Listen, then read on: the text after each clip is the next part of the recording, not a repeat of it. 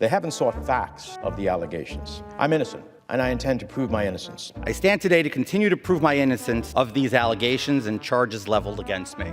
They would deny me due process and undermine the fundamental principle of our law that in America, you are innocent until proven otherwise by a jury of your peers. The loss of the presumption of innocence establishes a dangerous precedent that threatens the very foundation of our legal system. I have never violated the public trust. I have been a patriot for and of my country. You can never say, I am not committed to serving my constituents of NY3. There is one thing consistent and unwavering, and that is the dedication to self-service. But I will not step aside and allow those things to happen in the name of political expediency.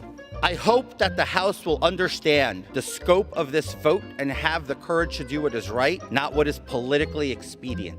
The answer is clear to me. By filing 3 indictments, one in late September, a second one a few weeks later in mid-October, and a third one just last week in early January, it allows the government to keep the sensational story in the press, it poisons the jury pool, and it seeks to convict me in the court of public opinion.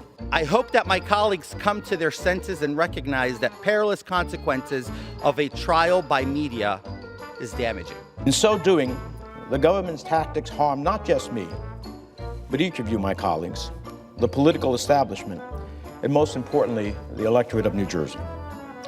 The sensationalized allegations are now creating a rising call for my resignation, despite my innocence, and before a single piece of evidence has even been introduced in a court of law. Let us remember, our commitment to justice ensures that the presumption of innocence is upheld in all cases. We risk losing the trust that the American people have placed in us by passing judgment without due process. The United States Attorney's Office is engaged not in a prosecution, but a persecution.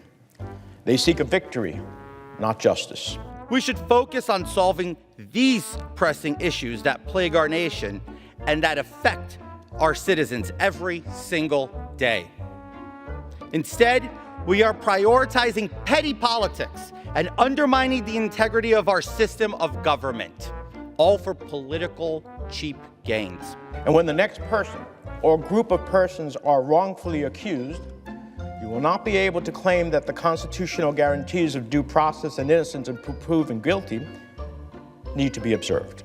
As we wear these pins and stand within these chambers as elected members of Congress, we cannot speak out of both sides of our mouth, promising to uphold the principles of the Constitution while simultaneously trampling on the principles that underpin our fundamental rights granted by the Constitution is hypocrisy.